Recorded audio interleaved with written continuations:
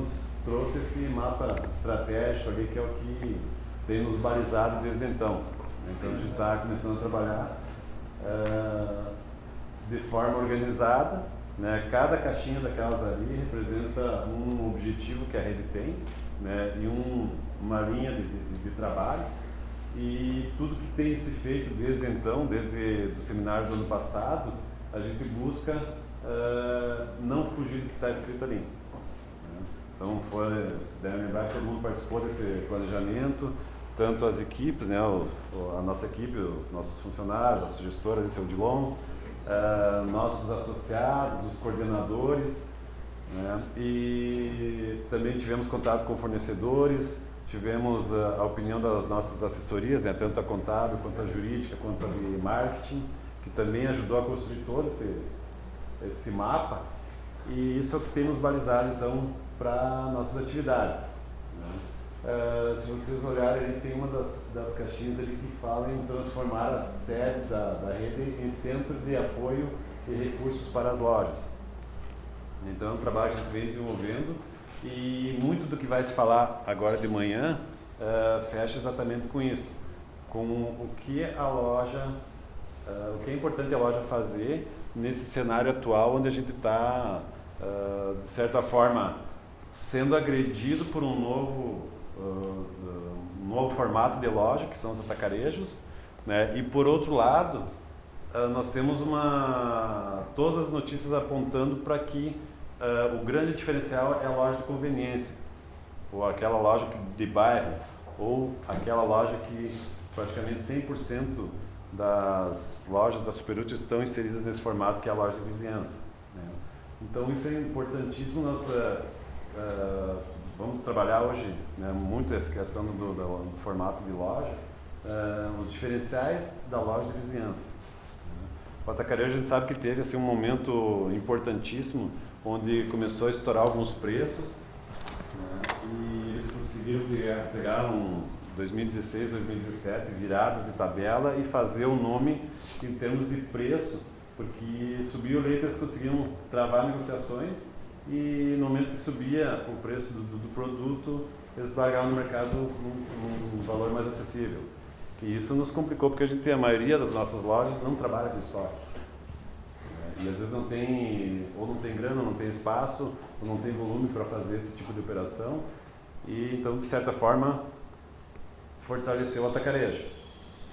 E aí o que o cliente fazia? O produto está subindo, ele vai lá no início do mês, compra todo o seu orçamento, abastece a sua residência, e durante o mês vai ficar só no pingadinho, uma carne, um hortifruti, alguma coisa de padaria, e a gente brigando, às vezes dando desconto em óleo, em arroz, em farinha, e às vezes não está dando resultado.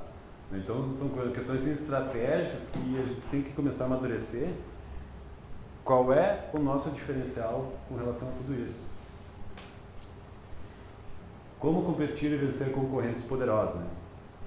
Então, com vocês, o nosso consultor aqui, o Flávio Paim, que está com a palavra aí, e manda ver. Beleza, obrigado, Ivan. Bom dia. O controle, acho que está ali em cima. Está contigo, Kelly? Só para desligar aqui. Não dá para desligar ou aumentar a temperatura? Vai ficar. Bom, tá friozinho aí, meio inverno aí. Bom dia, pessoal. Então, quase todos me conhecem, só os mais novos que não, né? Como o Ivan falou, desde novembro de 2016 nós estamos trabalhando com a Rede Superútil num processo de transformação estratégica da empresa, que isso refletiu no planejamento estratégico, no mapa estratégico, e como o Ivan bem disse, é isso que tem pautado todas as ações da rede hoje de forma estratégica. Quando a rede pensa alguma coisa, sempre tem que estar consonante com o que está escrito dentro do planejamento estratégico da rede, né? Para a gente ter um rumo, um caminho, algo para seguir. O que a gente vai conversar hoje vai ser de uma maneira bem rápida, bem objetiva. Nós vamos falar um pouquinho sobre economia, a gente vai falar sobre negócio, a gente vai falar sobre crescimentos e vai falar sobre retomada. Nesses aspectos que a gente vai falar nessa manhã, de uma forma bem aberta. Então aqui vocês podem conversar, podem falar E justamente essa ideia da gente hoje dialogar e conversar efetivamente sobre os pontos que são importantes para a rede. Eu começo essa nossa conversa de hoje falando um pouquinho sobre ciclo econômico. Lá em 1939, um austríaco chamado Schumpeter, ele definiu as 4 fases para um ciclo econômico. E eu falo isso porque a gente vem vivendo no Brasil e o pior ciclo que a gente teve talvez na nossa história. O pior ciclo econômico que a gente teve do Brasil de depressão aconteceu nos últimos 4 ou 5 anos. E todos nós vivemos isso, né? E graças a Deus todo mundo sobreviveu, está aqui para contar a história, né? Só que isso aqui, apesar do Schumpeter ter traçado isso em 39, isso é muito mais antigo, né? Todo mundo aqui fez catequese, né? Fez catequese. E vocês leram a Bíblia, né? Lembra que lá no, se eu não me engano, em Gênesis, tem a história do José do Egito? Lembra desse cara? José do Egito é um cara que foi vendido pelos próprios irmãos, foi vendido foi vendido para o Egito. Ele não era egípcio, mas foi vendido para aquele país e ele acabou, com o tempo, se tornando um conselheiro do faraó. E ele, eu acho que vocês devem lembrar, ele interpretava sonhos. E aí teve uma época, teve um determinado dia que o faraó teve um sonho. E daí ele sonhou com 7 vacas gordas e 7 vacas magras. Vocês lembram disso?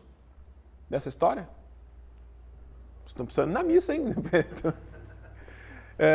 Mas essa história é o seguinte, essas 7 vacas gordas significavam 7 anos de fartura que o Egito ia viver. E as 7 vacas magras seriam 7 anos de dificuldade que o Egito ia viver também.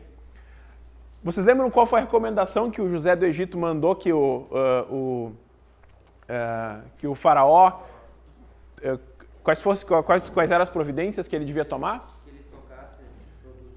Exatamente, que eles tocassem produtos para o tempo ruim. Então isso olhando do seu ponto de vista histórico, a questão do ciclo, ou climático ou econômico, ele vem de muito mais tempo, vem há milhares de anos.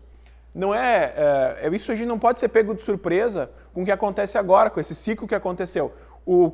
Ele tem um movimento cíclico econômico natural. E desde 76,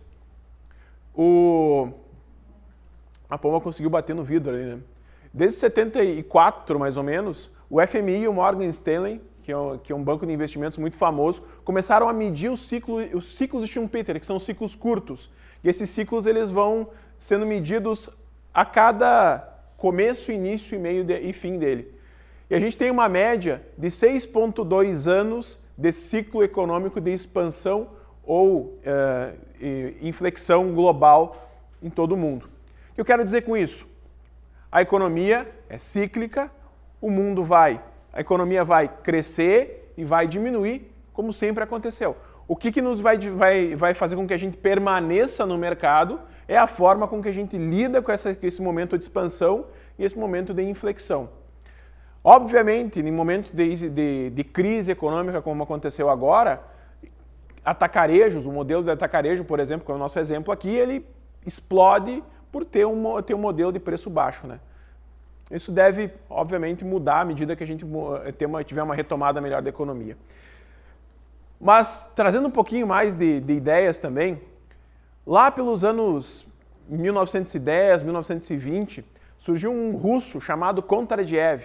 Isso é bem interessante para explicar muito do que a gente está vivendo no mundo hoje.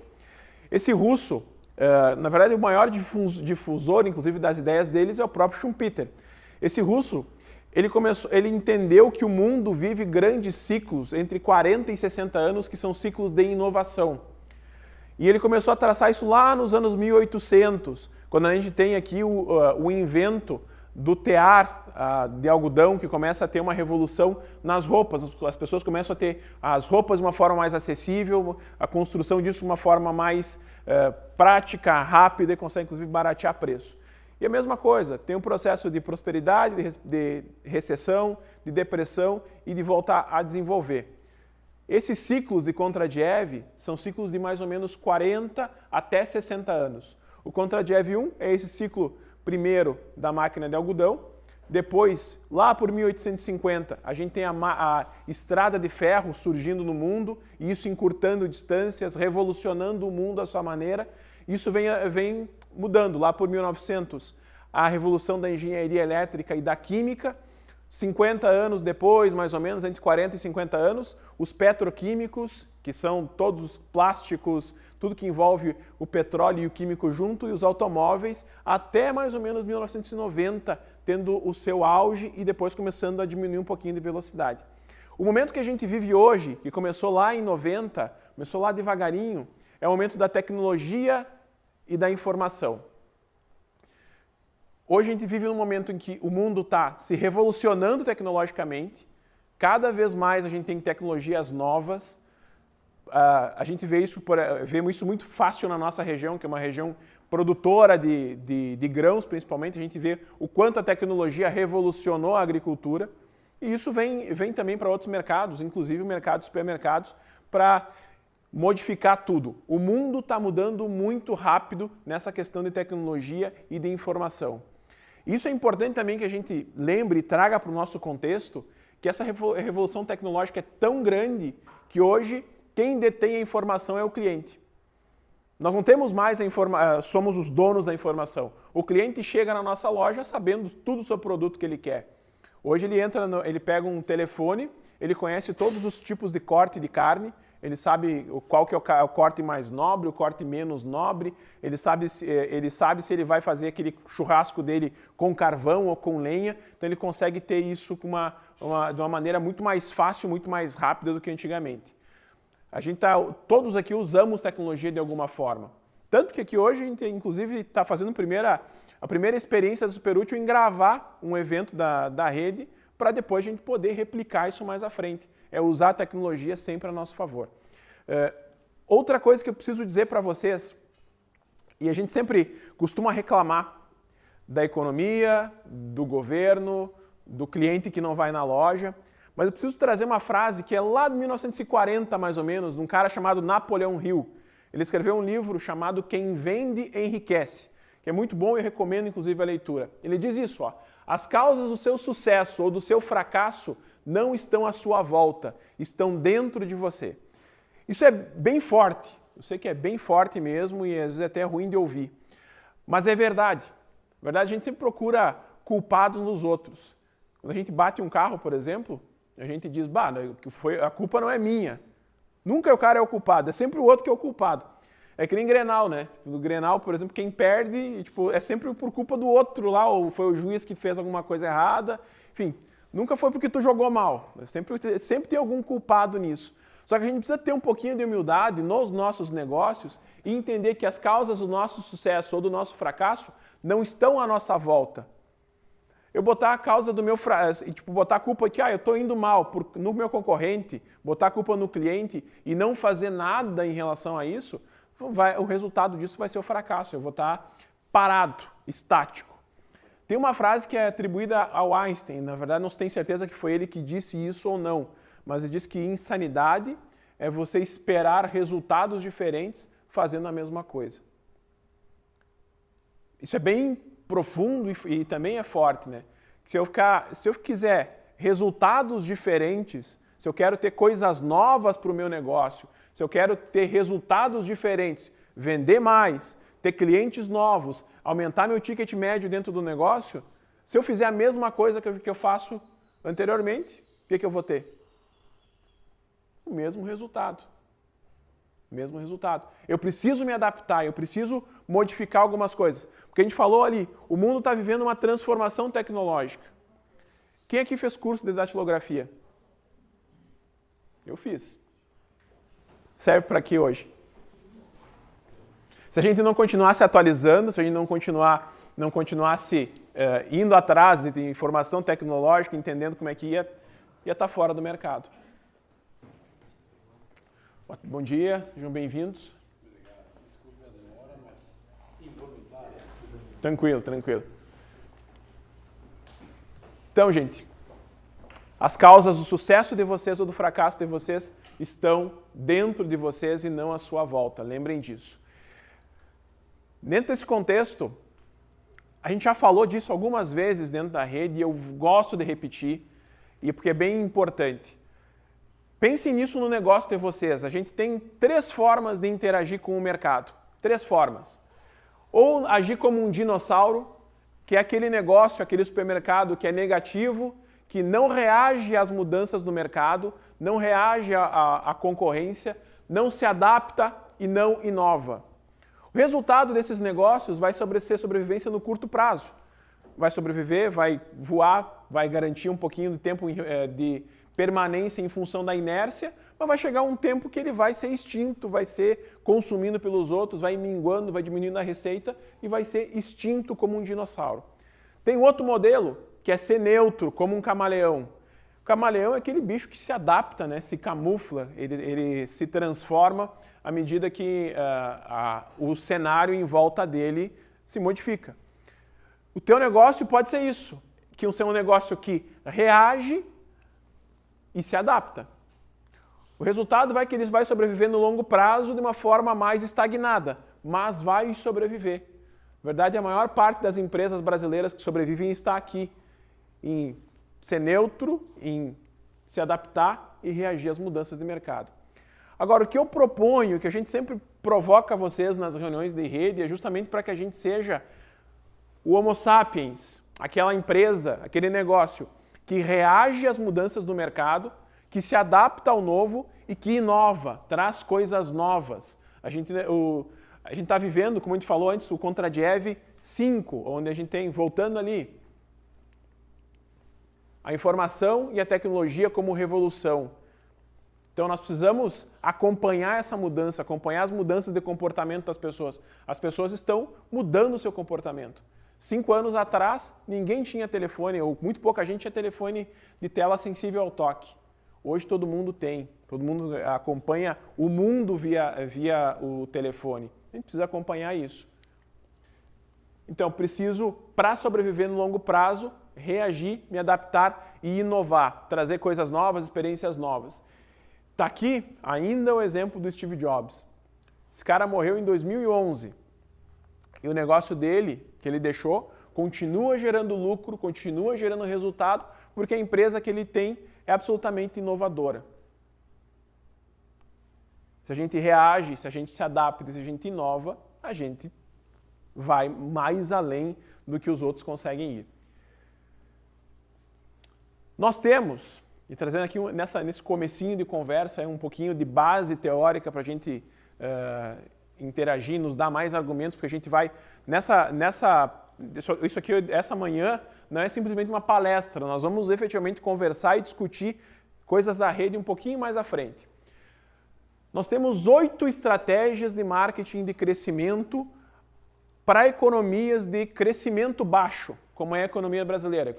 O Brasil ele não cresce rápido, a gente sabe que ele vai devagar, a gente tem um governo que atrapalha muito, a gente não tem estrutura, não tem estrada, é tudo muito complicado. A gente tem uma carga tributária que é absurda e a gente tem que encontrar algumas maneiras de crescer. A gente tem 8, basicamente, que são 8 formas que a gente possa crescer dentro do mercado em economias de crescimento mais lento como a brasileira.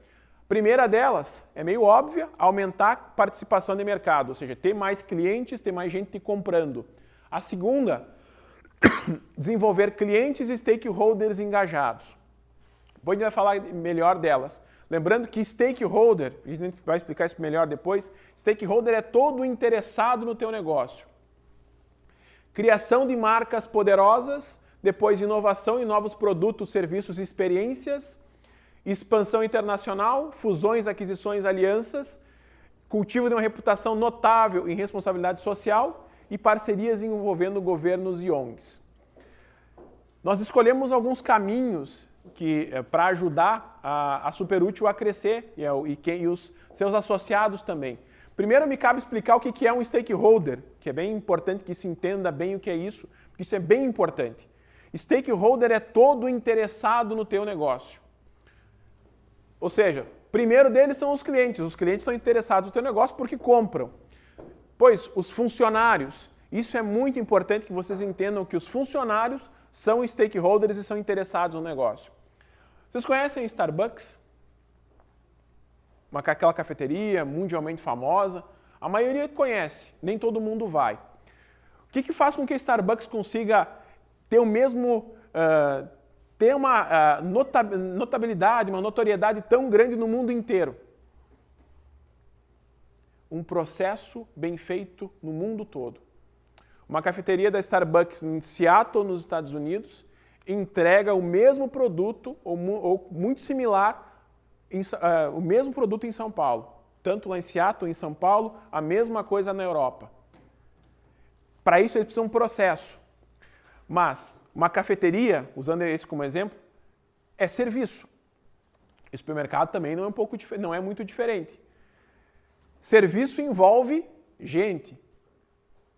Gente envolve um pouquinho de incerteza, né? Tu não sabe se o cara daqui a pouco está de melhor humor ou pior humor e entrega o mesmo processo, a mesma qualidade. Entendendo que o teu funcionário é stakeholder e você desenvolver esse stakeholder, você consegue daqui a pouco ter um pouquinho mais de qualidade de entrega de atendimento, um pouco mais de qualidade de atendimento realmente ao teu cliente. A comunidade local é interessada, mesmo que ela não te compre, mas eu tenho certeza que as comunidades, quando elas estão inseridas, elas estão interessadas no desempenho do teu supermercado, se ele está indo bem ou se está indo mal. Os sócios que eventualmente você tenha são interessados, evidentemente que eles querem que o negócio vá bem para que todo mundo ganhe dinheiro. A família é interessada, obviamente, né, porque é interessada no negócio. A rede superútil, aqui, porque todos os outros associados, e isso é muito importante que se diga, se o seu Aloysio vai bem, ele leva bem a marca da rede superútil para a comunidade dele e ele ajuda todo mundo. Se o Eduardo vai mal, não é o Eduardo que vai mal, é a rede superútil que vai mal. Se uma loja da rede superútil fecha numa comunidade, não foi o associado que fechou, foi a rede superútil que naquele lugar não deu certo. Foi a rede superútil que tombou, que sofreu naquele momento ali. E, obviamente, os fornecedores, porque o fornecedor também ele é interessado nesse negócio. Entenderam o que é stakeholder? Stakeholder é todo interessado no negócio de vocês. E por que eu estou dizendo isso? Porque dentro da superútil, a gente tem algumas maneiras, alguns meios de crescer, que isso serve para todos os associados e penso que serve muito para as lojas de vocês. A gente tem aqui, primeira forma de crescer junto, fusões, aquisições e alianças. A rede superútil é uma grande aliança. Vocês se uniram para quê? Para comprar melhor, para pensar junto, para conversar, para trocar ideia, não é isso? Não é para isso que vocês entraram numa rede? Não é simplesmente para ter um encarte, né? O encarte é importante, é muito importante, mas não é só para isso. É para ter essa troca de experiência, para estar fazendo o negócio junto, para se aliar, Depois, aumentar a participação de mercado. Isso é bem importante que a gente lembre sempre. Um negócio precisa de movimento para continuar vivo. Eu sempre gosto de dizer que um negócio ele é como um voo, né? A gente está voando. Se eu tenho meu supermercado é um avião. Ele pode ser maior, pode ser menor, mas ele é um avião. O que acontece se eu desligar os motores de um avião? Ele exatamente, ele vai conseguir planar por um determinado tempo e ele vai cair. É por isso que a gente precisa sempre estar investindo e buscando crescer. Porque qual que é o combustível para esse avião que é o supermercado de vocês?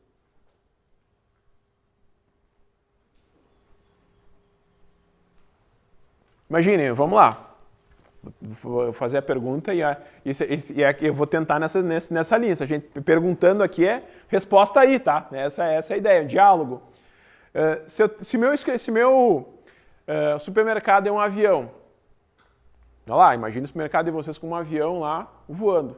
Qual que é o combustível dele?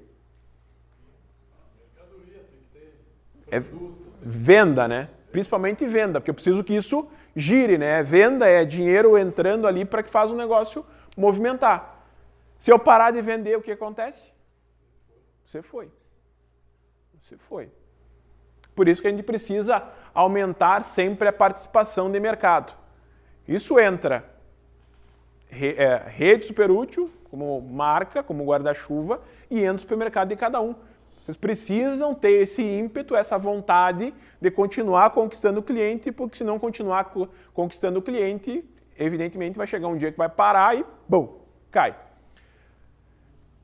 A terceira, desenvolvimento de clientes e stakeholders engajados.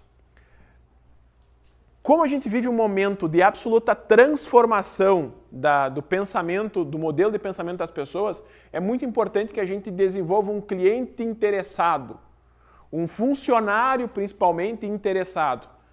Que não adianta nada vocês pensarem estrategicamente no negócio de vocês e isso ficar dentro da sala de vocês e não for lá para o operador de caixa, não for para o açougueiro, não for para todo o supermercado, não for disseminado ali dentro.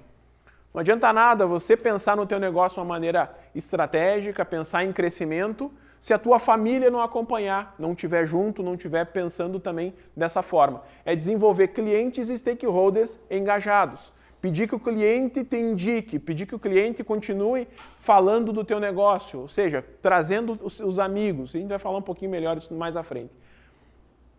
A quarta maneira que a Superútil escolheu para crescer foi a criação de uma marca poderosa.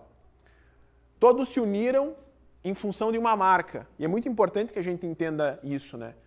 Não que a marca de vocês não seja importante, mas aonde vocês colocam dinheiro todo mês, colocando dinheiro tanto na própria mensalidade, no encarte, na rádio, na TV, é para promover aquela marca ali. A marca da rede Superútil. Quanto mais forte for essa marca, melhor é. Melhor é. Grandes redes já entenderam isso há muito tempo. Carrefour, Pão de Açúcar. Pão de Açúcar, por exemplo, não opera na nossa região. Mas a gente conhece. Por que a gente conhece? Os caras têm marca. Eles têm marca. É por isso que a gente tem que trabalhar junto, cuidar junto da marca da rede Superútil. E a última, mas não menos importante, é a inovação em novos produtos, serviços e experiências. Todo mundo espera alguma novidade. Todo mundo espera alguma novidade. Ninguém vai no teu mercado, as pessoas vão comprar no supermercado? Vão. Mas elas vão aumentar ticket à medida que você trouxer novidade para elas. Experiência. Nós falamos isso ano passado e quem estava aqui vai lembrar. Há anos se estuda o varejo e há anos se fala que tudo pode ser comprado pela internet. E é verdade. Talvez alguns de vocês até tenham a ideia de criar um supermercado pela internet e funciona muito bem.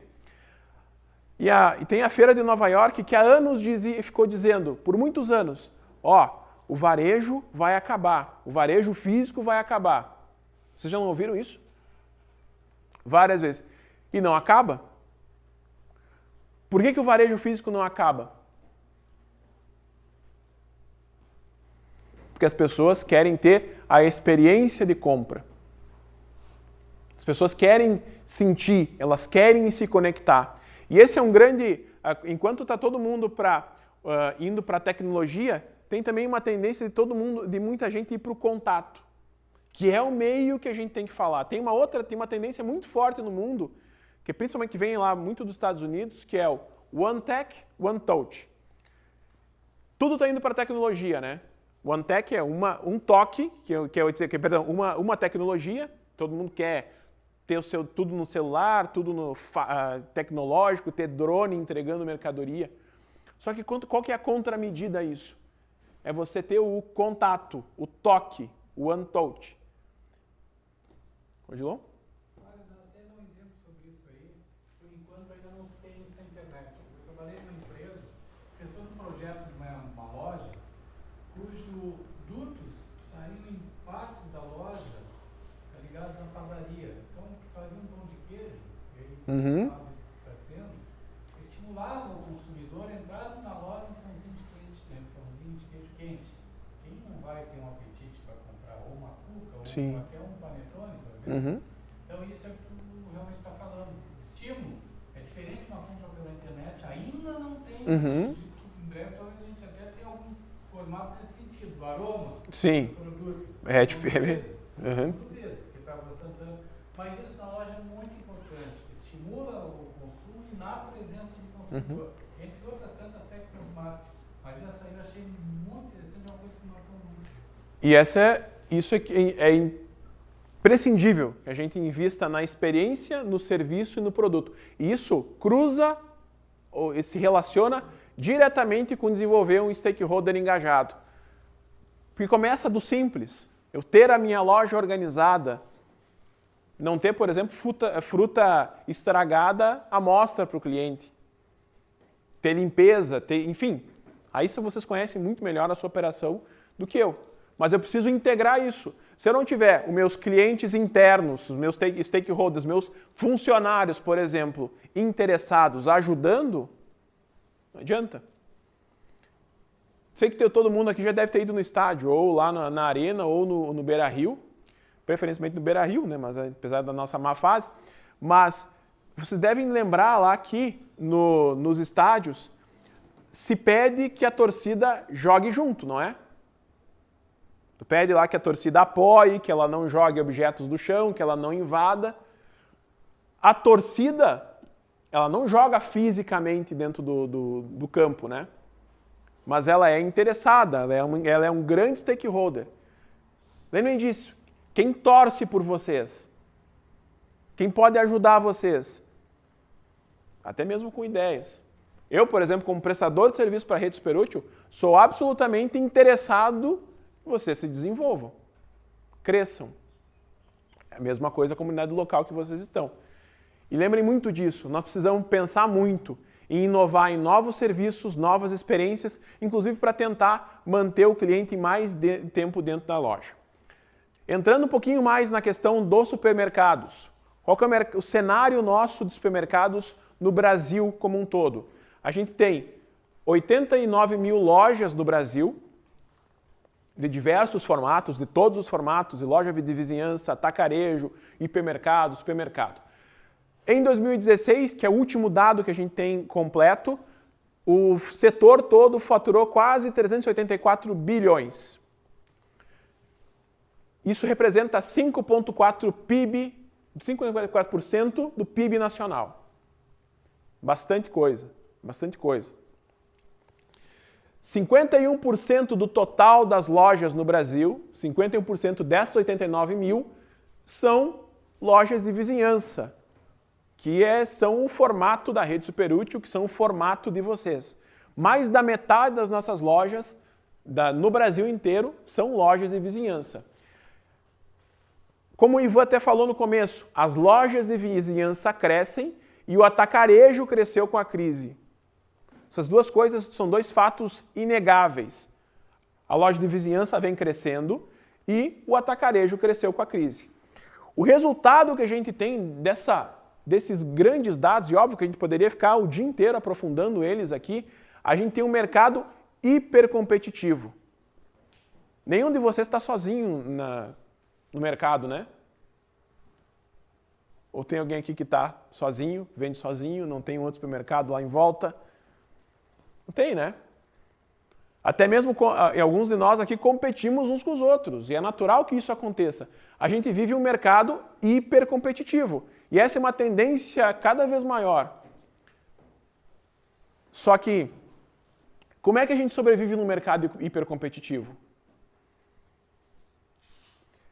Nós somos, nas nossas lojas, perto de grandes redes, nós somos pequenos.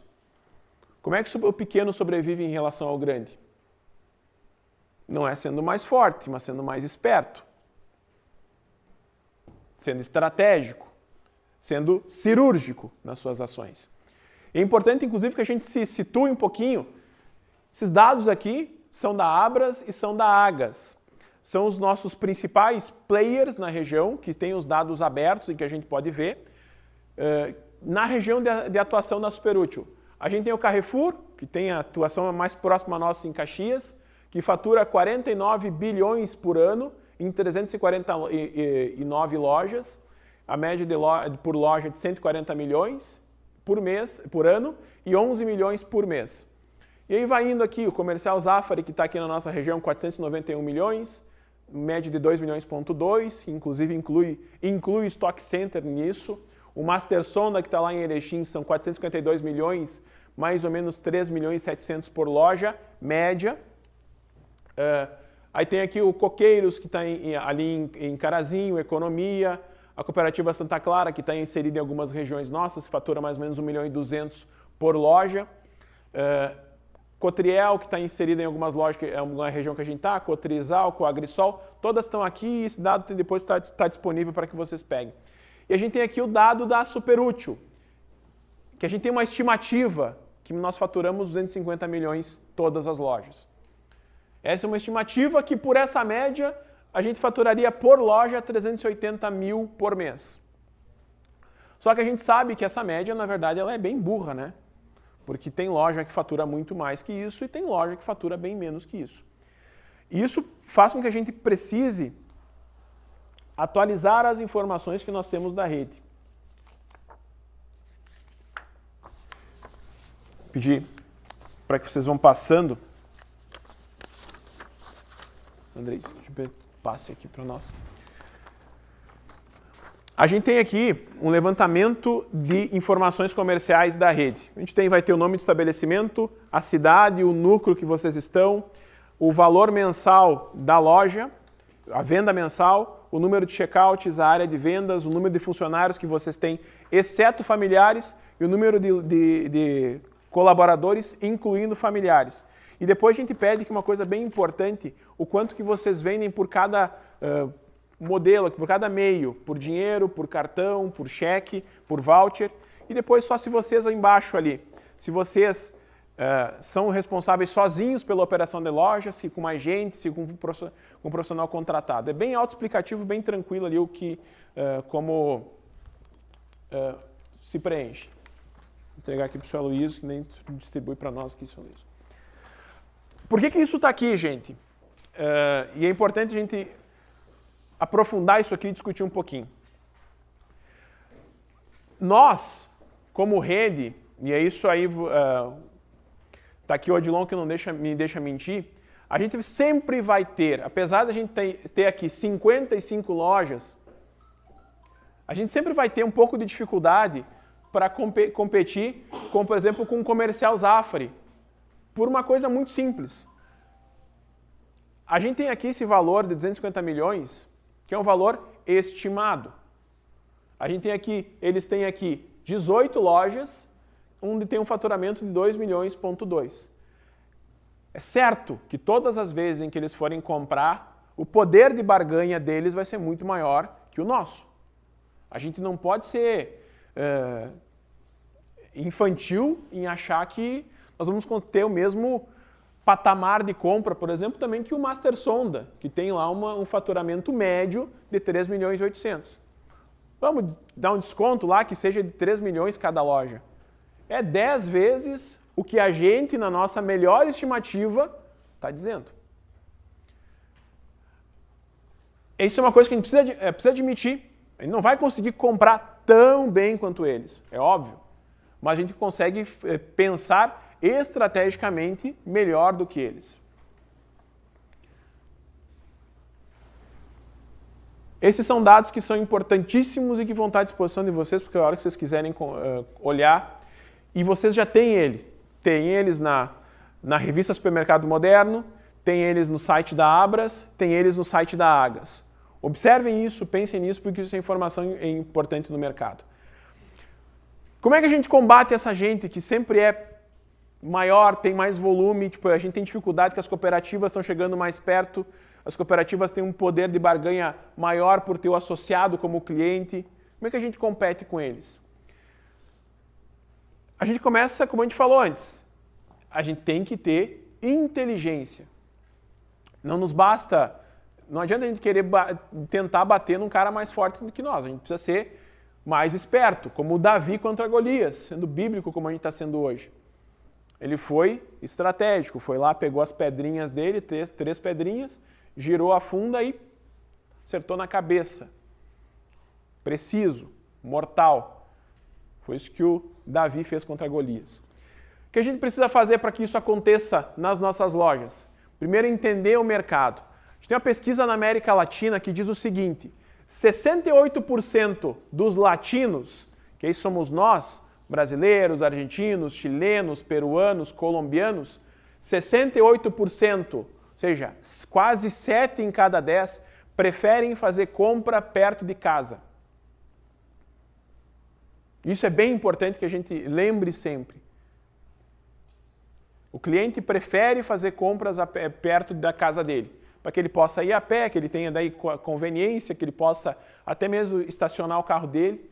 E a gente, além disso, hoje a gente tem um fator que nos beneficia para atender a vizinhança, que é a gasolina a R$4 e pouco, R$4,09, R$4,20, dependendo da região, ela está quase R$5. Então as pessoas não vão mais tão longe para ir consumir, até por conta da economia no próprio combustível, né? É importante que a gente entenda e conheça o nosso mercado. O IBGE já tem um dado que é bem importante. Ele faz todos os anos, aí faz um apanhado, a amostra das famílias brasileiras, e ele tem aqui os fatores que determinam a escolha dos supermercados, por classe social. E aqui, vocês vão vendo e vão pensando nas classes que estão mais perto das comunidades de vocês. A classe AB, 52% proximidade, depois variedade, 47%, promoções 43%, qualidade 41% e preços 39%. Isso aqui não é uma soma de 100%, né? Na verdade é o que vai se destacando e o que mais representa de importância tem a sua primazia. A classe C, proximidade, promoções, preços baixos, variedade e qualidade. As classes D e E, proximidade, preços baixos, qualidade, variedade e promoções. O que é importante nisso? É óbvio que quanto menos a pessoa ganha, mais ela vai procurar preço baixo. É óbvio isso. Mas, olhem o que tem na primeira linha em todos. Isso não é invenção minha. Eu não estou aqui tentando defender uma tese. Na verdade, eu estou apresentando um fato para vocês. E tem aquele velho ditado que diz que contra fatos não há argumentos. O cliente, metade deles, pelo menos, o fator que determina aqui é a proximidade. O cliente quer comprar de quem está mais perto dele. E qual que é o conceito de proximidade? De algumas coisas importantes aí. Primeiro é estar perto fisicamente, né? Mas tem uma outra coisa bem importante, né? A gente tem que estar próximo fisicamente, mas também estar próximo emocionalmente. E aí eu pergunto para vocês, eu gostaria até que vocês anotassem isso. Como é que vocês têm feito para se aproximar dos seus clientes, das suas comunidades, emocionalmente? Porque não basta eu estar ali com o mercado instalado, está próximo, mas está distante. No começo da década de 2000, entre 2013 e 2006, eu trabalhei no marketing na UPF, da Universidade de Passo Fundo, que é a maior universidade aqui da região. Sabe qual que era o nosso grande problema? Era o distanciamento com a comunidade. A gente tinha até uma piada interna que a gente dizia e brincava, que era porque isso era o nosso desafio, era como é que a gente ia fazer para que a UPF atravessasse a BR. Porque a gente olhava e disse, a gente está do outro lado da BR e a cidade está do outro lado. A gente precisa estar mais próximo. Então, o que vocês têm feito para estar próximos da sua comunidade? Proximidade, nesse caso, vai um pouco além da questão física. É óbvio que o primeiro conceito da proximidade é estar próximo na tua circunvizinhança. Eu até brinco que a gente não consegue dominar o mundo se a gente não domina a própria rua. Primeiro eu preciso conquistar minha vizinhança. Mas agora, quantos amigos de vocês que vocês têm que vão longe para visitar eles? Tem ou não tem? Por que a gente faz isso? Porque a gente tem um carinho e a gente quer estar mais próximo dessas pessoas. Por isso entendam, proximidade física, logística de loja, mas também emocional, tem um vínculo emocional com as suas regiões. E as grandes redes já começaram a entender um pouquinho isso. Que o caminho é loja de vizinhança, que o caminho é loja de proximidade. 3 exemplos a gente tem e depois vai mostrar um quarto. Carrefour Express, e o ano passado eles tinham 70 lojas e esse dado aqui é desse mês, eles estão com 114 lojas no estado de São Paulo. São Paulo é a locomotiva do Brasil, eles que acabam puxando, dando vários exemplos. Carrefour Express, lojas menores, em formato de loja de vizinhança, com um mix muito parecido com o que se tem nas lojas da Rede Superútil. O Minuto Pão de Açúcar tinha abandonado esse modelo, alguns anos atrás, abandonado o modelo de loja pequena, indo só para mega loja, para loja grande, e hoje eles têm o Minuto Pão de Açúcar, que hoje já tem mais de 70 lojas em Rio e São Paulo, que são os principais mercados do Brasil. E aqui tem um exemplo de uma empresa que está com um projeto bem grande, que é a Irota, que também é um supermercado lá de São Paulo, que ele criou o Irota Food Express. Que agora ele tem 6 lojas no estado de São Paulo. E ele quer chegar a 80 em 4 anos. Com modelos exatamente iguais aos de vocês, ou a da maioria das nossas lojas. Loja de vizinhança, loja não muito grande e loja próxima do seu cliente. Tem outro exemplo também, extremamente atual. Para vocês terem uma ideia, esse jornal aqui é de ontem, 19 de março de 2018. Olha a capa que diz aqui, ó, supermercados de bairro ganham espaço na capital. Jornal do Comércio, é um jornal daqui de Porto Alegre, todo mundo que é na nossa capital, e eles dão um exemplo aqui, deixa eu perdi a página aqui, na página 12, que aqui tem todo esse rodapé aqui falando do supermercado, da rede Anuar Preze, e ele fala o seguinte, ó, trunfo de supermercados locais é o relacionamento mais próximo com os consumidores. Trunfo de supermercados locais é o relacionamento mais próximo com os consumidores. Proximidade, relacionamento. É isso que a gente precisa ter com os nossos clientes com as nossas comunidades, estar mais próximos deles. Falando ainda de mercado, dentro do meio de vocês, eu estou trazendo coisas que são bem do dia a dia aqui. A gente precisa conhecer o nosso cliente e o nosso caminho aqui.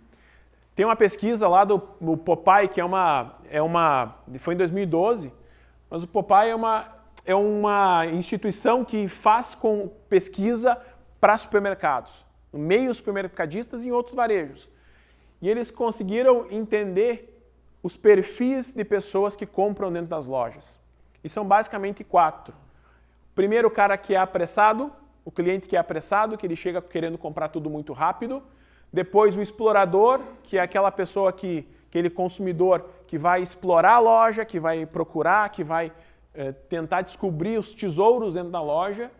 O planejado, que sai de casa com listinha, sabendo o que vai comprar. E depois o caçador de ofertas. Normalmente esse cara aqui é o que mais nos incomoda, né? Que é aquele que fala do desconto, ele que diz que lá no mercado tal está mais barato, está 5 centavos mais barato e tudo mais. E ele nos dá um baita de um problema.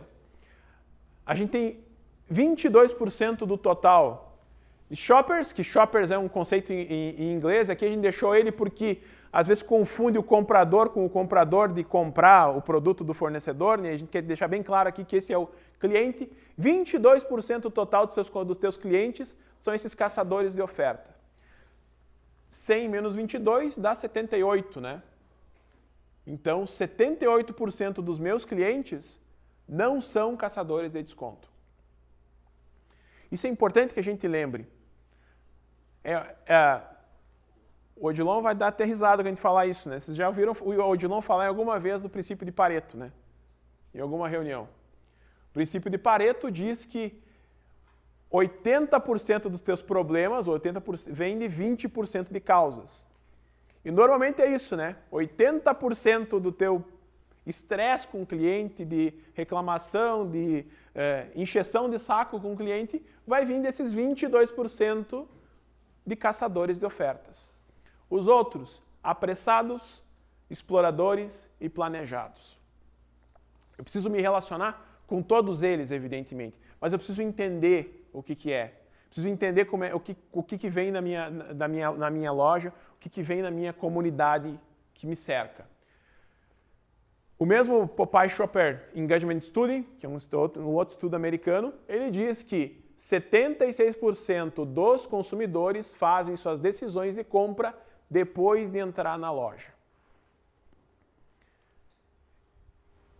O que isso quer dizer? Que o cliente sai de casa imaginando que ele vai comprar uma coca e ele chega lá e ele sai com ingredientes, às vezes, para o churrasco.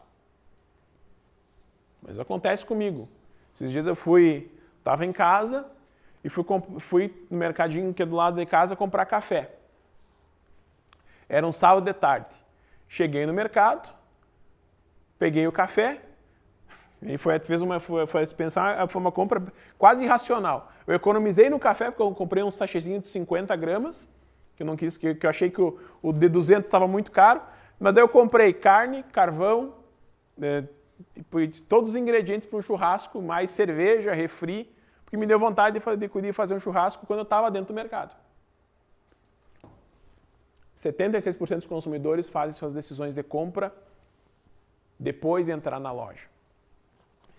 Daí eu pergunto, eu estou dando dado para vocês justamente para provocar o pensamento. O que vocês têm feito para aproveitar esse dado? A loja de vocês está ativada? Vocês têm feito ações de merchandising ali dentro? Está fácil identificar? Se eu for na loja de vocês e eu for comprar carne, eu vou encontrar o sal grosso perto? Eu vou encontrar carvão? Coisas simples assim que vocês têm que se perguntar, porque a decisão de compra é lá, dentro da loja. Dentro da loja. O caçador de ofertas é 22%, e esse vai em todas as lojas que ele puder para caçar desconto. Agora, os outros 78% que decidem dentro da loja, como é que a gente ativa esses caras? Eu sei que vocês me dizem, a gente precisa fazer promoção, a gente precisa ter preço bom, ter preço competitivo e tal, beleza. Outro dado importante, bem importante, para que vocês pensem comigo. De 10 clientes, de 100%, 7 não lembram das promoções que foram feitas pelos mercados. 70% não lembra. As pessoas têm a sua rotina, não chega exatamente a 70%, mas é quase 70%, não lembra disso. E o que eles mais lembram, e esse é um dado aqui da Hello Research, eu posso mandar essa pesquisa para vocês inteira depois, se vocês quiserem. Eles fizeram uma pesquisa de quantas pessoas lembram das promoções, descobriram que daí 70% não lembra das promoções, e dos que lembram, a maior lembrança, primeiro, é desconto no preço. Eles começaram a fazer essas pesquisas em 2014. Então a gente tem 14, 16, 18 não saiu ainda. A maior lembrança em 2016, desconto no preço, em 2014 também. Depois a segunda, leve 3, pague 2, compre e ganhe, degustação, amostra grátis, sorteio e concursos culturais. Maior lembrança. Agora, o que o cliente prefere?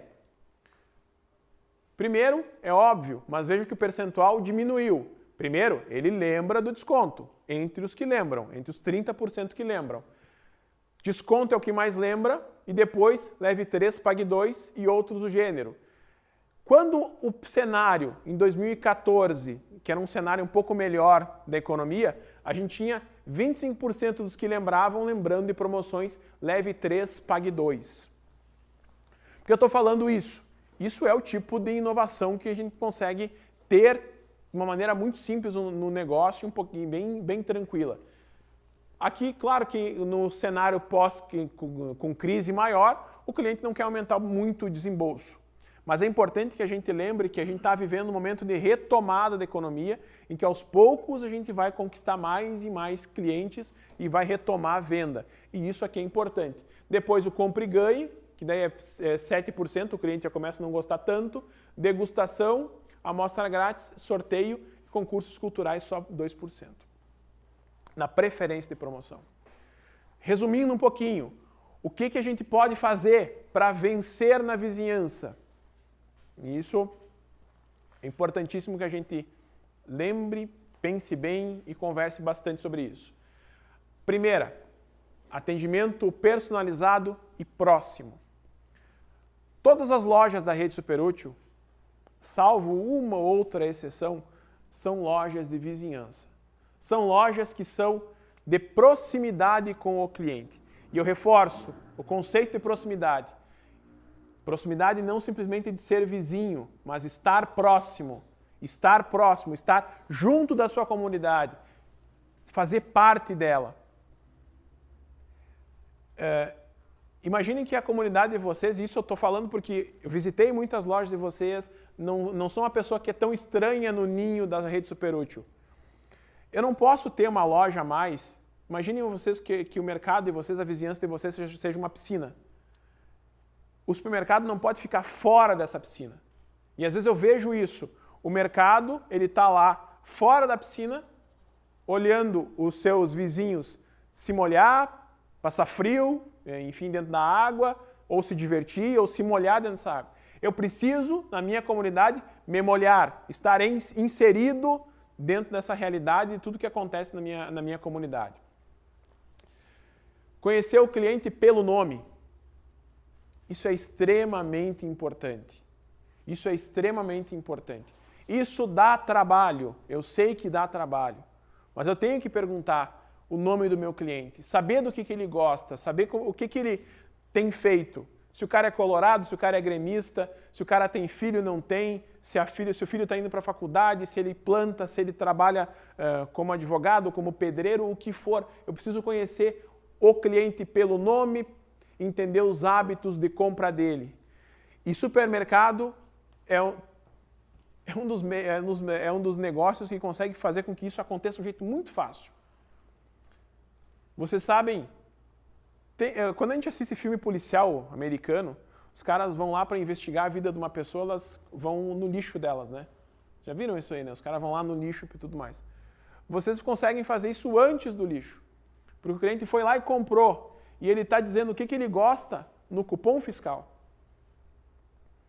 Se vocês tirarem uma amostra dos seus melhores clientes, de quanto eles gastam ali, qual que é o ticket médio deles, quais são os principais produtos, vai conseguir dizer, meu negócio é de açougue, eu tenho um açougue muito bom, meu negócio que mais vende é padaria. Não, é pesado, não é. Porque e isso eu sei, porque não é a primeira reunião que eu participo da Rede Superútil, não é a primeira vez que eu falo com vocês. Eu sei que muito dos que vocês dizem, às vezes se diz no que se pensa. Na verdade vocês não dizem que acham, mas o cara diz, lá na minha comunidade só se vende pesado. Eu vendo só arroz de 5 quilos e tudo mais. Mas você foi lá olhar os cupons fiscais para ver se é efetivamente o pesado que tu vende? Porque eu tenho certeza que vocês vão dizer que é o pesado, porque o pesado dá trabalho, porque o pesado tem que ajudar o cara a colocar dentro do carro dele. Agora é ele que te dá mais rentabilidade? Então, mix adequado ao gosto do cliente. E é importante aqui, do cliente, não o seu. Não o seu. Eu preciso entender o que a minha do gosta, do que aqueles que eu estou próximo gostam, para que eu adeque isso. Mix adequado, isso envolve compra, envolve várias coisas. Loja adequada ao cliente que eu quero atender e ativada. Ativada. Não dá simplesmente para eu largar os produtos ali. Sei que isso às vezes é até uma quebra de paradigma, porque quando a gente fala no supermercado, a gente fala em autosserviço, né? Eu falo em autosserviço. E eu estou falando aqui para vocês, a primeira coisa que eu digo é atendimento. Vocês vão dizer, pô, Flávio, se eu tenho autosserviço, não preciso atender o cliente. Ele se atende, ele vai lá e busca as coisas dele. Pois é, mas é aí que está a diferença.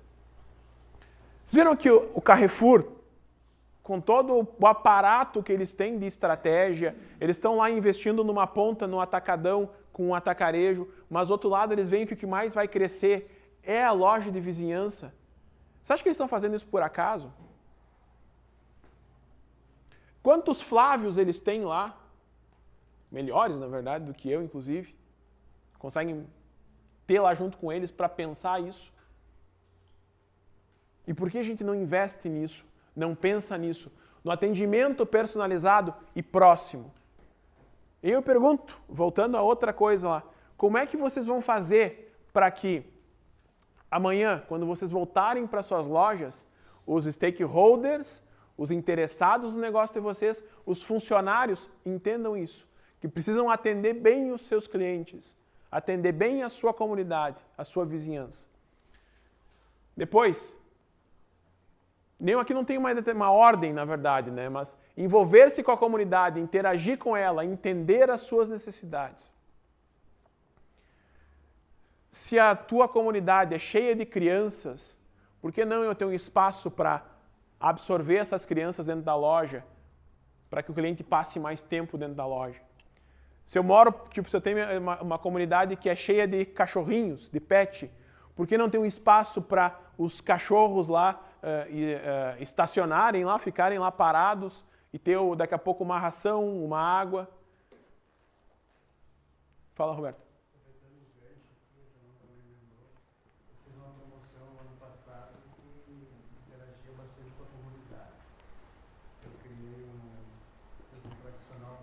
Uhum. A gente viu as fotos. Lá nesse evento, você um sertanejo universitário que nunca vem para a nossa cidade, que é uma cidade cultural de Ganches, tem muitos jovens que passaram para os outros. Uhum. Aí dentro desse, eu fiz uma parceria com os fornecedores que me ajudaram a ganhar fundos para trazer esse pessoal.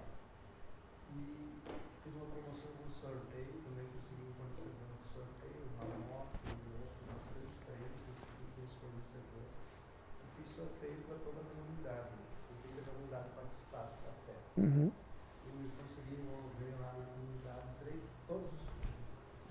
Tinha lá naquela noite crianças, jovens, adultos e idosos, todo lugar, deu 6 horas de evento, no primeiro esforço a marca da Superute, a marca do mercado, os produtos, as premiações, enfim, foi uma interação bem bacana com toda a comunidade. E agora esse ano já estou bolando de novo, no dia 24 de novembro, que foi um sucesso, tanto aquela promoção deu um dinheiro extra para mim, como teve toda essa parte. O movimento no mercado também. Esse ano eu bolei um pouquinho diferente, eu consegui os fornecedores verba e vou disponibilizar show. E aí eu vou fazer, cada comunidade minha nós temos lá 14 comunidades mais 6 associações. Cada uma dessas associações ou comunidade eu vou dar um barril de show grátis para eles tomarem aquela noite. Então o público vai fechar lá, envolver toda a comunidade de certa forma. E ele vai te recompensar de alguma forma depois, né? Ele deve comprar dentro da tua loja, aparecer lá, que esse é o objetivo de todo mundo, né? Fazer com que o cliente venha para dentro da loja. Exemplo bem importante do Roberto, para a gente pensar, cada um tem a sua realidade, para uns vai servir, para outros não, mas para pensar e ver, olhar, porque isso é uma coisa importante. Não é porque foi o outro que fez que eu não posso fazer parecido ou ter uma coisa igual na minha loja. Ter clareza dos diferenciais da sua loja. Isso é bem importante que a gente saiba o que a minha loja tem de diferente. A gente vai voltar, inclusive, a falar sobre isso mais à frente. Fazer contas. É bem importante que a gente faça isso.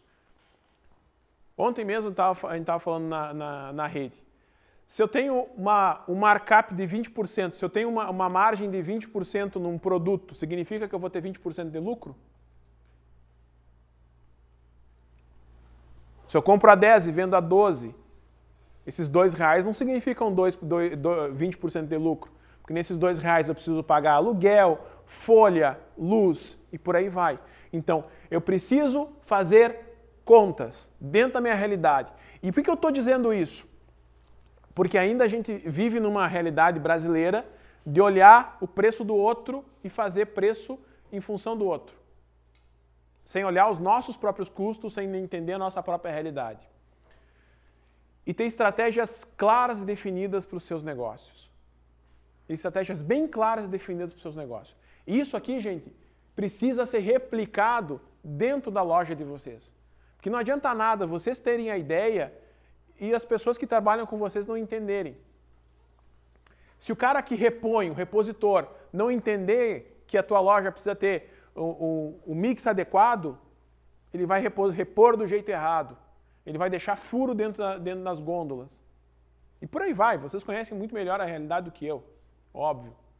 Mas precisa ser disseminado isso. Precisa ser disseminado e ser pensado.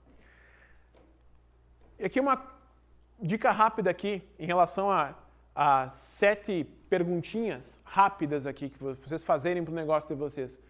Pensar sobre os melhores clientes de vocês. Pense nos melhores, não nos piores.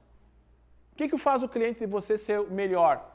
Ele compra mais, o ticket dele é alto, ele vai todo dia lá. O que faz desse cara ser melhor?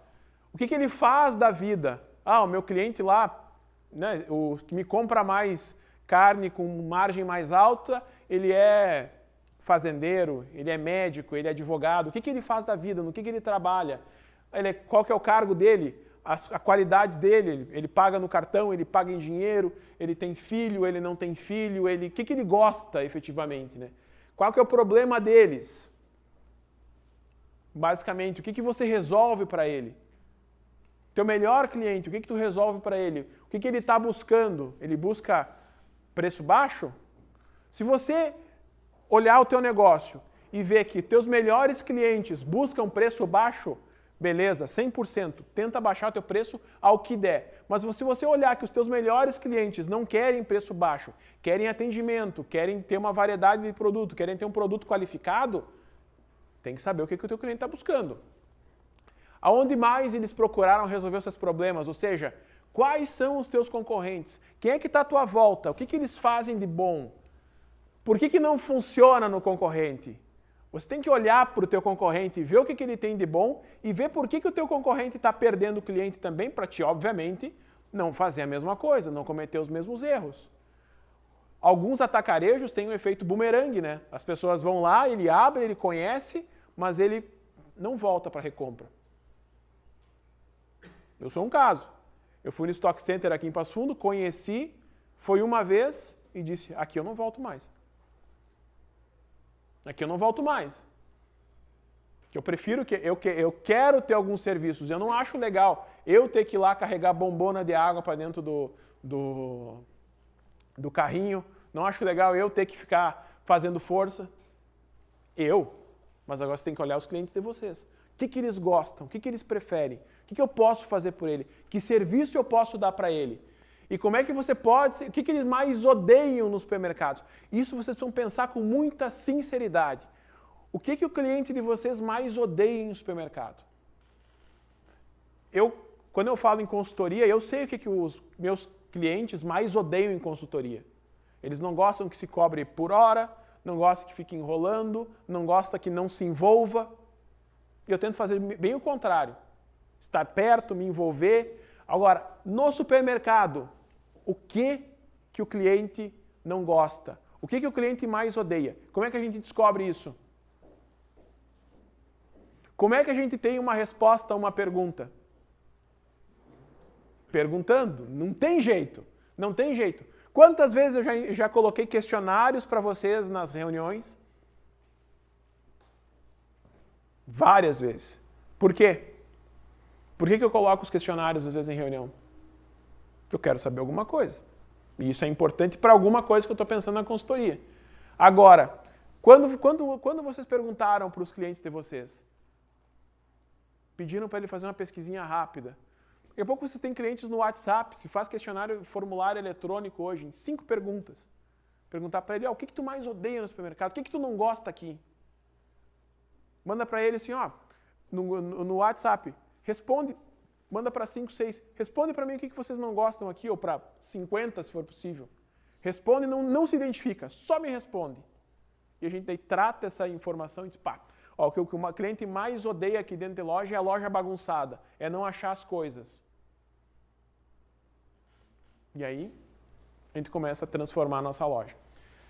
Para que assim a gente possa se posicionar, até que enfim achei o mercado que eu quero, o mercado que eu posso ir, posso me sentir bem, posso ficar tranquilo.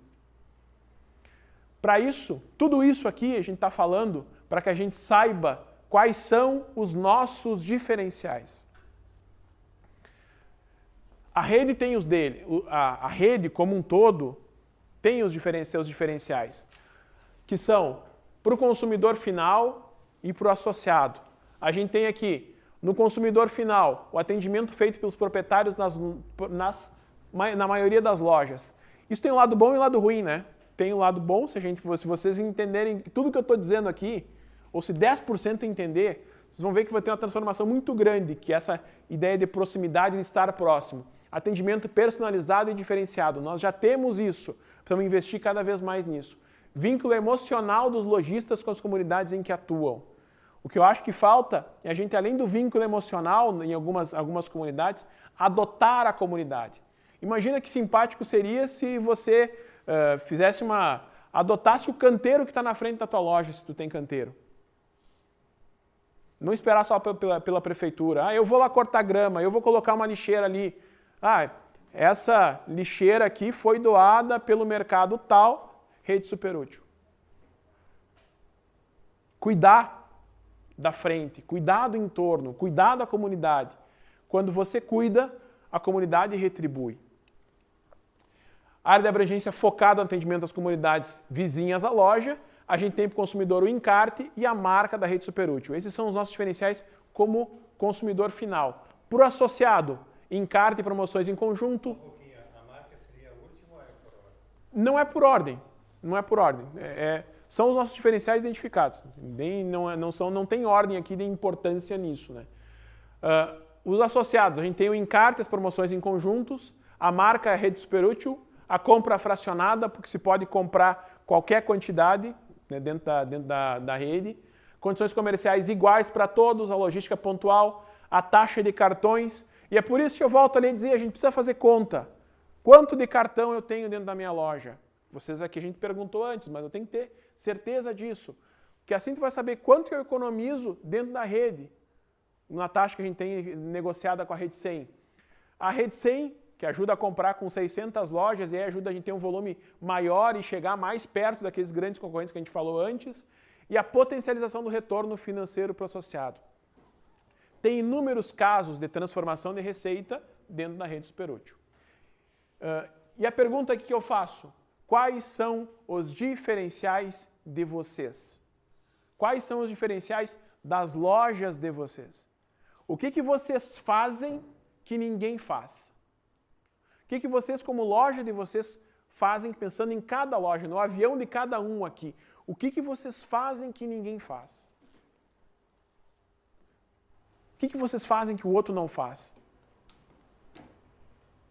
Pensem muito nisso. Porque essa é a pergunta que vocês precisam responder, não para mim, para o cliente de vocês, para o funcionário de vocês, para a família de vocês. O que vocês fazem que ninguém faz?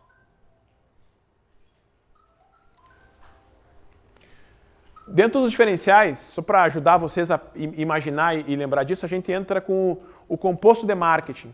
Porque o negócio de vocês é um negócio de marketing, basicamente, em que eu troco valor com o cliente, eu dou algo em troca para ele.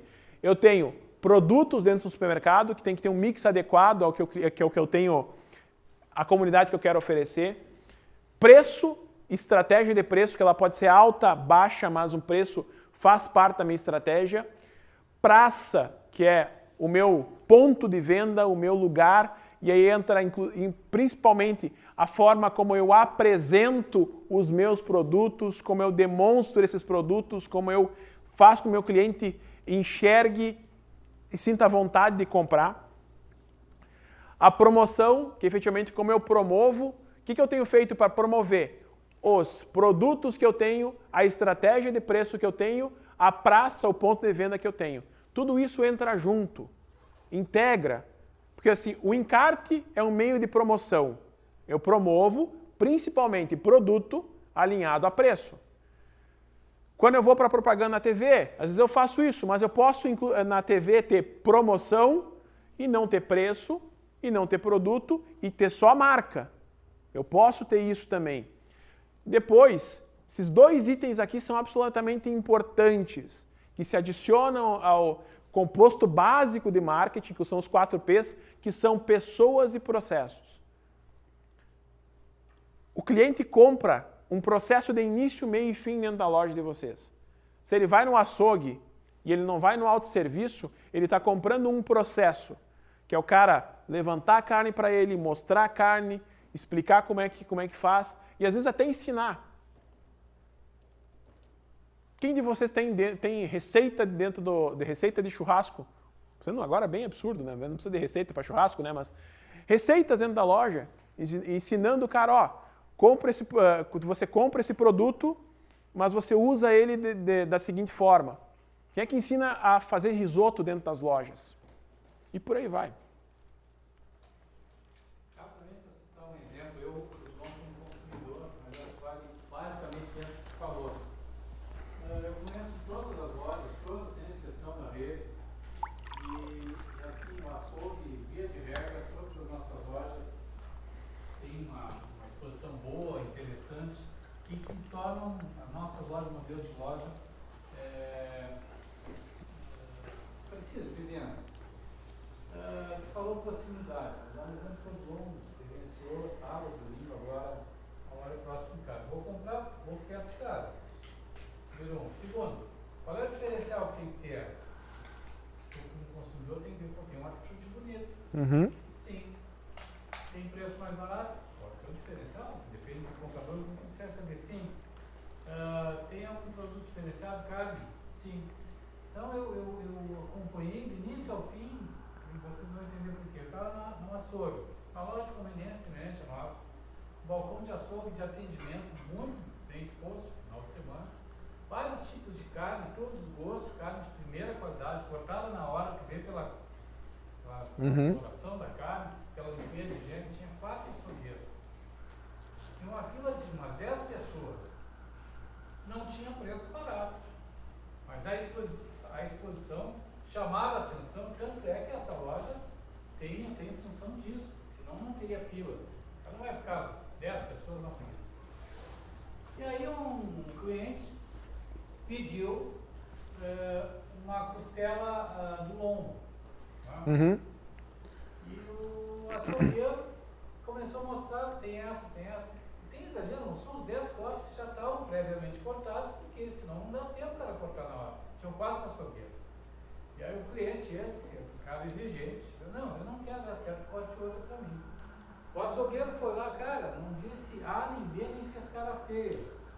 O cara pegou uma costela desse tamanho, foi lá, cortou, pegou a carne do miolo, que é interessante, que é melhor. Uhum.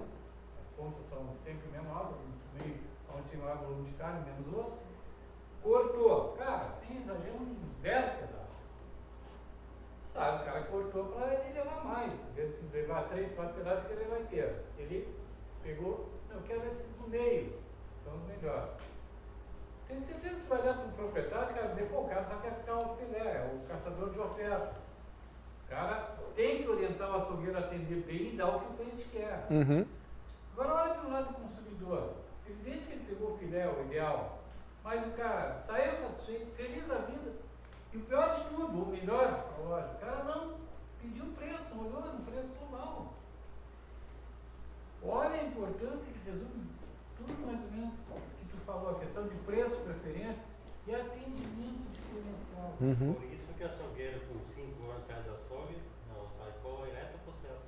É verdade, é verdade, seu Eduardo. Isso é um diferencial que é muito difícil, Flávio, extremamente difícil para o teu profissional que vai trabalhar no açougue, em saúde, e mais do que isso, tu ter paciência. Cara, a fila lá e o cara cortando o céu para satisfazer um cliente. E com certeza, se o proprietário estivesse lá, ia dar uma chamada de atenção. E eu digo, aí Odilon, eu puxo o gancho de novo, que a gente falou lá na estratégia de desenvolver o funcionário. Porque ele é essencial nisso. O cliente, é óbvio que o cliente às vezes enche o saco. Só que a gente precisa treinar, capacitar, falar com ele, conversar. Vocês têm conversado com a equipe de vocês porque elas são essenciais.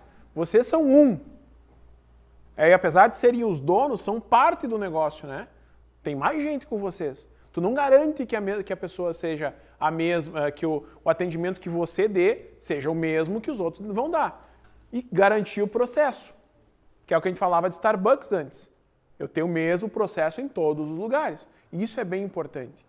Aí eu pergunto, a pergunta aqui, o que vocês estão fazendo para surpreender o cliente de vocês? Não basta mais atender. Porque vocês têm lá o concorrente de vocês que mete preço, que vai incomodar, que vai dar ruído.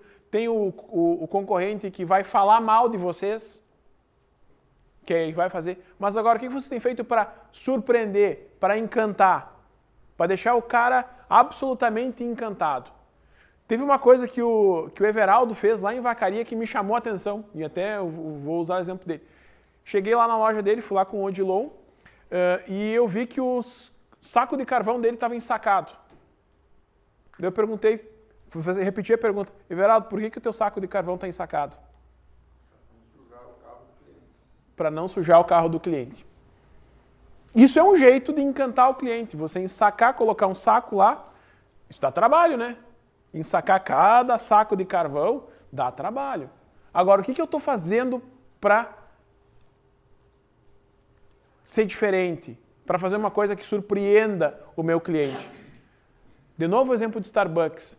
Starbucks consegue vender um café que na concorrência custa R$5 por 20. Ninguém pede preço lá. Eles surpreendem, tem processo, tem um jeito de entregar. E eu digo sempre, e vou repetir isso todas as vezes que vocês me encontrarem, estratégia é o pilar de sustentação do seu negócio. Estratégia é o pilar de sustentação da rede Superútil, e a gente vem se organizando estrategicamente, mas o que vocês têm feito para organizar estrategicamente os seus próprios negócios? Vocês querem crescer? Precisam ter estratégia, porque ou você tem estratégia ou você faz parte da estratégia de alguém. Nós, como rede, organizamos um mapa estratégico em que a gente tem aqui as 4 perspectivas, eu vou falar mais daqui do banner do que ali, porque a gente tem aqui a perspectiva de aprendizado e crescimento, a interna, que são os nossos processos internos, a perspectiva do cliente e a perspectiva financeira. Como a gente tem falado, e isso está disponível, está lá na sede da rede, no lugar das reuniões, justamente para que toda a decisão da rede Superútil se baseie nesses objetivos, nesses macro-objetivos. É um trabalho longo, porque são muitos associados, cada um tem a sua realidade diferente, mas algumas coisas têm se destacado do ano passado para cá, quando a gente começou esse processo. Primeiro, o que a gente se destacou? A gente retomou a prospecção de novos associados. E novos associados entraram e novos associados têm que continuar entrando, inclusive.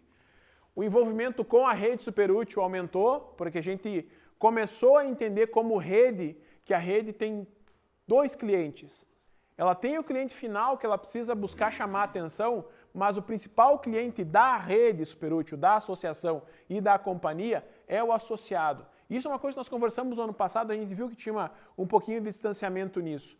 A rede Superútil estava comunicando muito para o cliente final e estava conversando pouco com o associado. Tanto que hoje toda a conversa aqui que a gente tem é para o associado. A gente entende que o primeiro público da rede Superútil é o seu associado.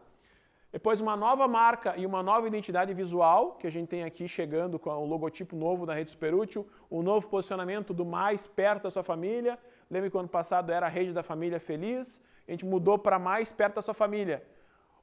Qual que é a ideia desse mote? Mais perto, estar mais perto, porque nós somos loja de vizinhança, e esse é o primeiro movimento, estar perto como comunidade circunvizinha, ponto, né? mas agora a gente precisa estar mais perto com o atendimento, estar mais perto do cliente, sendo vizinho dele mesmo, interagindo com ele, né? Como as paróquias, às vezes as comunidades fazem, né? A paróquia entra em toda a casa com capelinha, né? Ela pega a capelinha de Nossa Senhora ou da Santa Padroeira lá e ela entra em todas as casas. Isto é um jeito de interagir com a comunidade. Claro que no supermercado a gente tem um pouquinho mais de dificuldade, eu não vou entregar uma cesta em cada um. Mas tem outras ideias, por exemplo, eu posso pegar farinha, por exemplo, que eu tenho lá e fazer bolo e num determinado dia eu dizer, ó, hoje é o dia de experimentar o bolo, com essa farinha você faz esse bolo. Vai gastar R$5 para fazer aquele bolo e o teu cliente vai naturalmente recompensar. Fortalecimento da marca, isso está em andamento. O entendimento dos hábitos do consumidor de Passo Fundo, a gente fez uma pesquisa bem ampla sobre isso, não vai ter tempo de mostrar hoje. Melhoria da comunicação entre os associados, a gente acha que isso tem acontecido. Melhoria do entendimento das necessidades do associado. Hoje a rede entende melhor o que o associado deseja, o que o associado quer e, obviamente, o que o associado precisa. Nós melhoramos o formato de reuniões, hoje isso está mudando, está em transformação. Tem novas alternativas e novas ideias.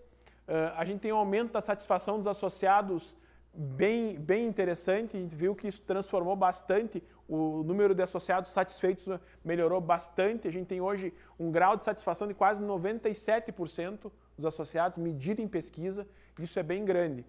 E a gente tem alguns indicadores importantes. Quero mostrar para vocês, fazendo inclusive uma prévia do balanço que vai ter hoje de tarde. Primeira coisa, um indicador que não é tão bom, sabe? A presença das reuniões na associação. A nossa média geral, eu vou pedir ajuda. Odilon, só distribuir para nós, por favor. Vocês vão receber uma cópia de cada um desse material. Veja que isso aqui é importante. As reuniões são o principal meio que a gente tem para interagir entre os associados e rede e com a equipe de modo geral. O Alto Uruguai teve uma média ano passado de 50% de participação nas reuniões. O Planalto, 60% e a Serra, 59,4%. A gente tem aqui 56,9% de média. Somente 10 supermercados estiveram presentes em todas as reuniões que foram convocados. Somente 10 dos 55. O que eu falo aqui, é importante a gente conclamar aqui, que a rede tem tentado, inclusive, no planejamento, um formato novo de reunião para facilitar para que todo mundo venha. Porque a gente precisa melhorar esse índice aqui. E entendam, esse índice cada vez mais está sendo acompanhado. Esses indicadores a gente está acompanhando. Depois, as finanças da associação. Isso é importantíssimo que a gente entenda e discuta um pouquinho aqui. A associação Superútil, não a companhia, mas a associação, ela tem 4 fontes de receita. A primeira delas é logística, que é a menor, na verdade, como eu disse, mais uma vez não está em ordem, mas os contratos com fornecedores, que isso é para inclusive da transparência, que são basicamente os rapéis, e as mensalidades. E a operação financeira, que é o que na verdade tem de capital de giro, que aí tu consegue ganhar um jurinho ali, e isso vai dando algum retorno ali pequeno. A Superútil, ano passado, como associação, ela faturou em mensalidades no ano todo R$ 537.855,50. Os contratos com fornecedores deram 359 mil. Ou seja, como é que se ganha contrato com fornecedor? Parceria com eles. Aí, então, o Odilon fala melhor do que eu isso, né? Mas é o retorno que eles dão para a associação em função da parceria que a rede tem. Os contratos que dão aqui, que inclusive nos ajudaram a salvar as finanças do ano passado. A gente tem aqui a logística, que é o que vocês pagam, é o que ela deu aqui do ano todo, R$ 26 mil. O resultado da associação foi uma falta de 53.714,05. A gente tem, obviamente, que aqui a gente precisa falar e tem que ir direto na ferida. A gente tem um problema aqui. Nós temos as finanças da associação desequilibradas. Daí eu pergunto para vocês, como é que a gente resolve? De cara eu penso em duas alternativas. Ou a gente aumenta a mensalidade para todo mundo, né? Daí para tipo, pegar esses 50 mil que vai, tipo, se faltou ano passado e a gente não tiver mudança, o que a gente vai fazer? Vai ter que achar um jeito de cobrir isso aqui. Ou a gente arruma novos associados. Ou daqui a pouco pensa em produtos diferentes, alguma outra coisa. Mas o que a gente tem de receita é logística, contrato com o fornecedor, que está absolutamente ligado também com um pouco da companhia, e operações financeiras, na verdade, isso a gente teve esse ano porque foi queimada a gordura que tinha. Isso tem. Temos essa situação. Quem não pode negar, não pode esconder. Na companhia, a gente teve receita com vendas no ano passado, 8 milhões e 100, quase 8 milhões e 136, aqui, e a despesa 8 milhões e 113, um resultado de 22 mil reais positivo.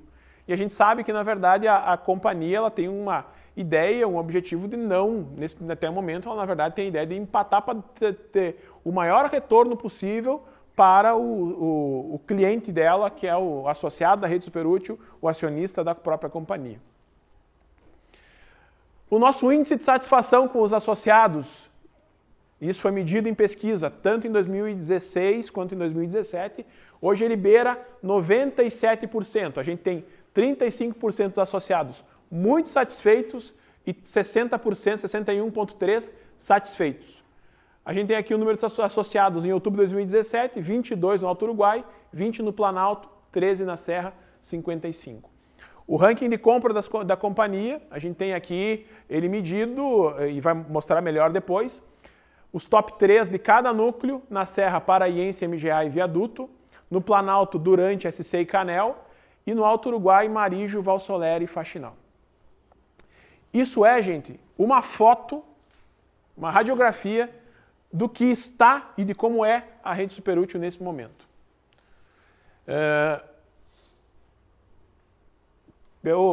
Isso aqui eu vou já levar tudo para discussão, que é só mostrar mais uma coisa para vocês também que é importante. Esse aqui é o ranking de compras de 2017 da Rede Superútil, da Companhia Superútil.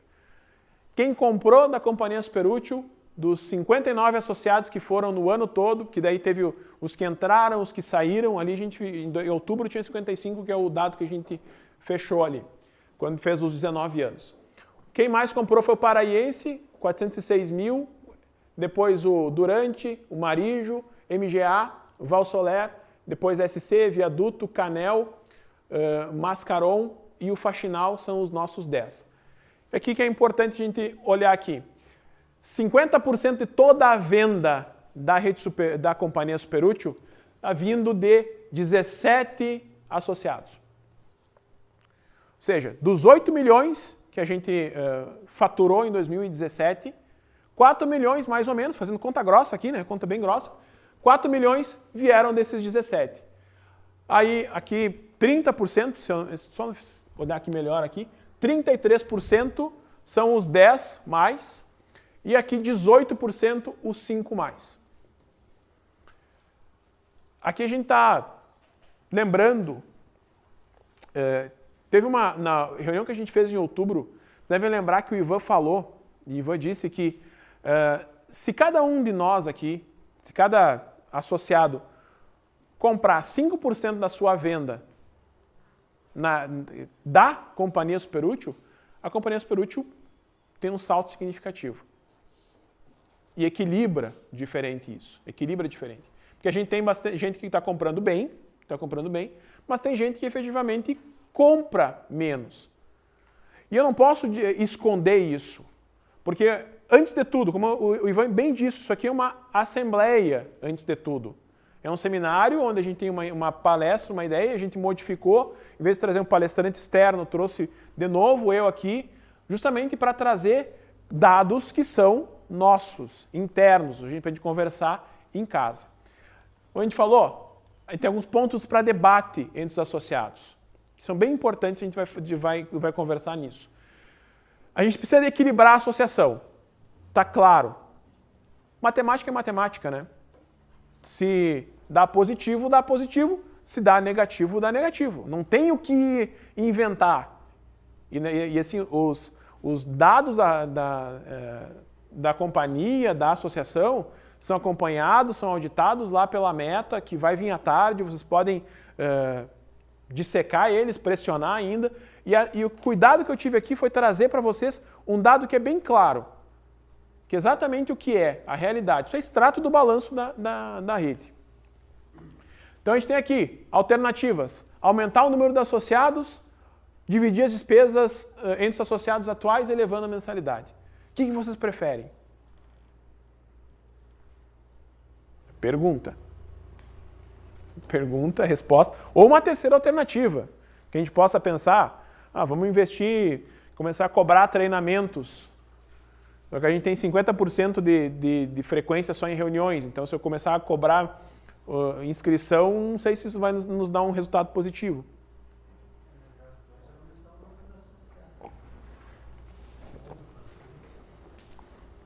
Vamos discutir. E a outra coisa que é importante aqui, nesses dois pontos financeiros que acho importante a gente discuta. A venda da companhia em 2017 foi 8.135.000. Se nós estivermos corretos na informação que os nossos associados, todos eles vendem juntos 250 milhões, que essa é uma base que a gente tem, que é bem próxima da realidade, nós estamos falando em 3,25% da venda total. Se nós chegarmos aqui a 5%, a gente chega a 12,5 milhões de venda da companhia no ano de 2018, 1.041.000 por mês. Aí a pergunta para vocês, mas o que muda isso para a companhia vender mais? Eu pergunto, o que muda? Melhoramos nosso poder de barganha. Se a gente for para a ideia de ter novos associados, a gente melhora o nosso processo logístico e aí conseguimos daqui a pouco reduzir inclusive o custo logístico disso. Mas principalmente vendendo mais na companhia, a companhia tendo venda melhor, ela consegue comprar melhor. É um ciclo virtuoso, na verdade, não é um ciclo vicioso, mas virtuoso, onde se a companhia vende mais, ela compra mais, ela entrega melhor para os associados. Eu estou falando isso porque eu sei que todo santo dia, tem um vendedor na loja de vocês, tem um atacadista na loja de vocês, dizendo, vamos fazer uma promoção, vamos sortear alguma coisa e tudo mais. E a rede não está todo dia lá. A rede tem uma característica dela de ser demandada pelo associado. Isso é uma característica da rede. Só que vocês são, antes de tudo, associados, e o associado é sócio, né? Dono do negócio. A associação é de vocês. É de vocês. Não é minha. Não é do Odilon. Não é do Ivan, não é do Eduardo, é de todos.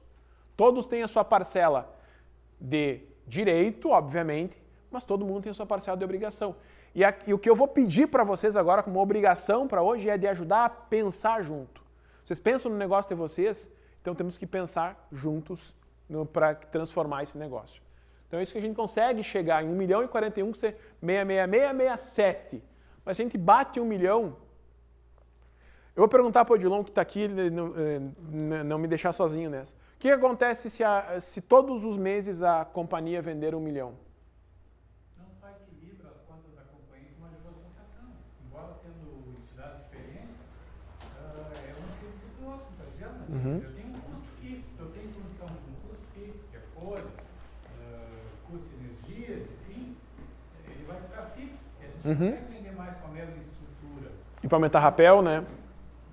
Tudo sobe.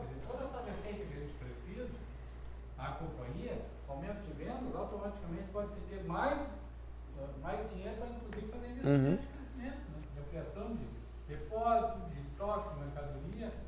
É como na loja, que aumenta a vendas, que mantém a tua margem, vai dar mais lucro. Sim. Em percentual sobre a venda. A venda maior, o valor simples. É o ciclo virtuoso que a gente tem que construir. Esse mesmo problema, quase que todas as lojas têm também. As vendas de subir caem. Sim. Aí o remédio todo que eu estou falando é esse. É se a gente se aproximar mais da loja, do cliente, né? Se a gente tiver gestão estratégica dentro da loja, não tenha dúvida que vai aumentar. Não tenha dúvida que vai aumentar. Se a gente fizer as contas certas, não tenha dúvida que vai aumentar. Porque, eu volto lá no começo, as causas do meu sucesso, do meu fracasso, eles não estão no meu redor, eles estão dentro de mim. E é o que a gente está fazendo hoje, a gente está rasgando na carne, efetivamente, olhando a associação, olhando a loja de cada um. Algumas ideias que a gente tem aqui para 2018, tá? Como associação, como companhia.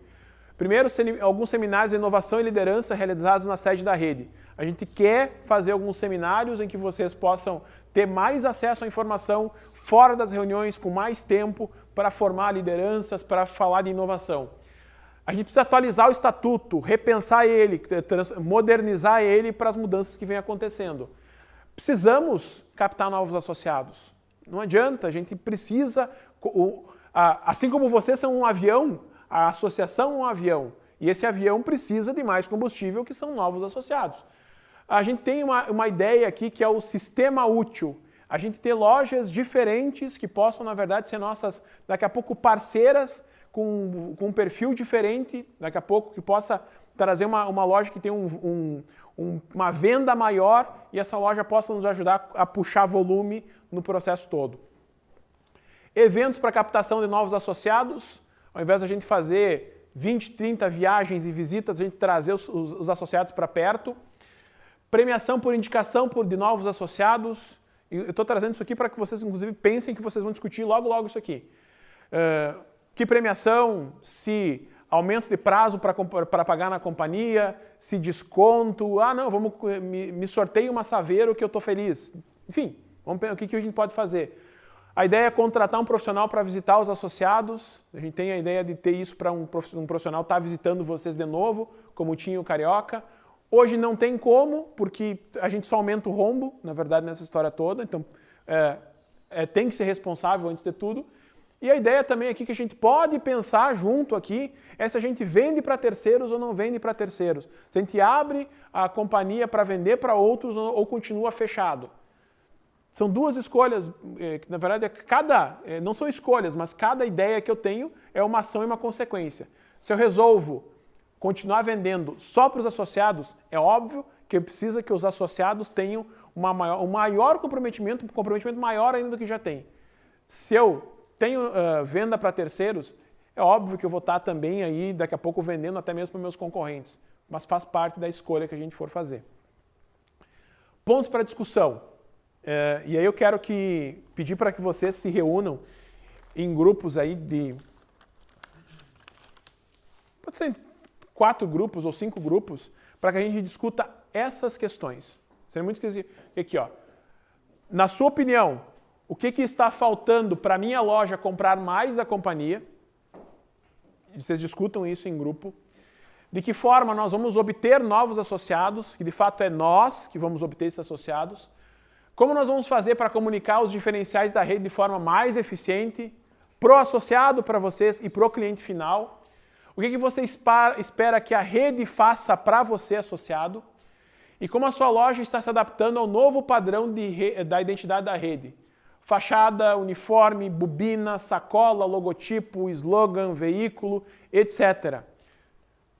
E o que você pretende fazer para aumentar suas vendas em 2018? A gente quer que até o meio-dia agora a gente discuta efetivamente isso. Eu peço para que vocês formem 5 grupos, como vocês quiserem, como vocês acharem melhor, mas discutam, conversem. Os seminários, a gente tem pensado justamente nisso, para que a gente trabalhe, pense e converse junto.